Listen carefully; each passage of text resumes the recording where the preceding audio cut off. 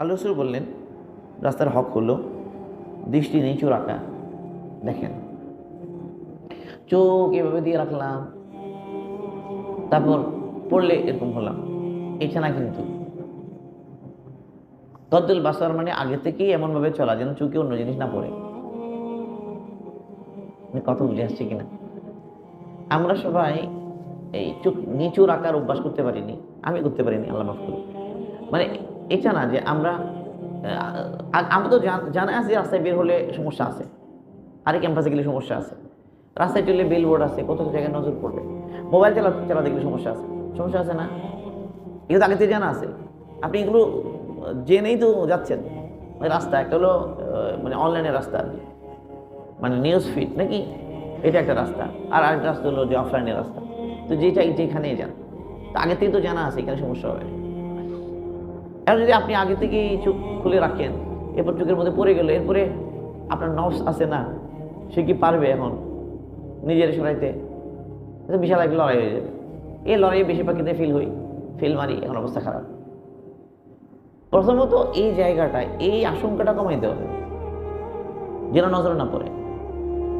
তো রাস্তায় চললে আমরা জানা আছে, রাস্তায় যদি চলি, এমনি দৃষ্টি যদি এভাবে থাকে, তাহলে প্রবলেম হবে, সমস্যা হবে।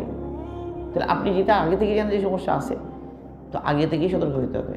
আগে থেকে মাথা নিচু না, ঘাড় নিচু না, চোখ নিচু করে চলা অভ্যাস করতে হবে। আপনার চোখ যদি নিচে থাকে, তাহলে আপনার বেশিরভাগ থেকে আপনার যদি মানুষের চেহারার দিকে দৃষ্টির দিকে চলেন, মানে মানুষের চেহারা বরাবরে ক্যাম্পাসে চলেন, ঠিক আছে না, লবিতে চলেন, রাস্তায় চলেন, মানুষের চোখের চেহারার উপর নজর রেখে কে আসতে যাচ্ছে সবাই তাকায়, বলেন তো এই ব্যক্তির গুনাহ হবে কি হবে না? শত নজরের গুনাহ হবে এই ব্যক্তির, প্রতিনিয়ত ফেল মারবে, এবং সে তার দিলটাকে নষ্ট করে যাবে। রাস্তায় একবার ঘুরে আসলেই দিলের অবস্থা শেষ,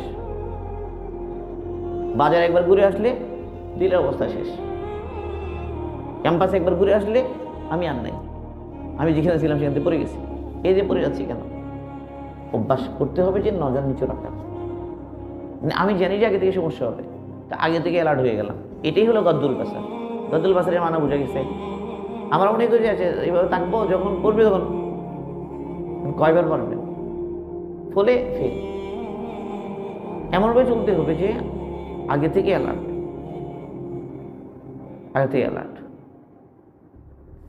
এইভাবে থাকতে অবস্থা খারাপ হয়ে যাবে, যে অনেক ক্ষেত্রেই ফেরানো কঠিন হয়ে যাবে, বরং অভ্যাস হয়ে যাবে দেখা, তাকানোটাই অভ্যাস হয়ে যাবে।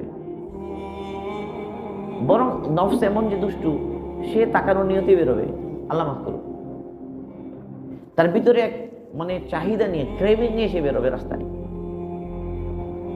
তার ভিতরে এই হারাম তৃপ্তি, এটার আকাঙ্ক্ষা চাহিদা নিয়ে বেরোবে, আল্লাহ মাফ করুন।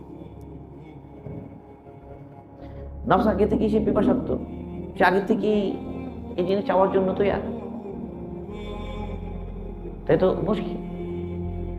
এইভাবে দিলের অবস্থা অনেক খারাপ হয়ে যাবে, দিলের ভিতরটা নষ্ট হয়ে যাবে।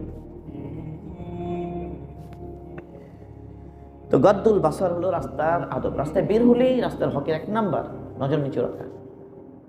আগে জামানা যখন আল্লাহ রাসূল কথা বলছেন, বলেন তো কোন জামানা এরকম? আমাদেরকে কি বলতেন আল্লাহ জানে, এই হালত আল্লাহ রাসূল কি বলতেন আল্লাহ জানে। এটা ওই সমস্ত সময় বলছেন যে রাস্তায় এত ফিতনা নাই, তারপর আশঙ্কা আছে কেবল শুধু তাদেরকে উদ্দেশ্য করে। এই জামানের রাসূল কি বলতেন আল্লাহ জানে। তো যেন নজর না পড়ে এভাবে চলতে হবে।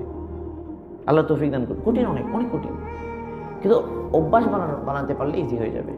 এটা অভ্যাস বানানোর ব্যাপার।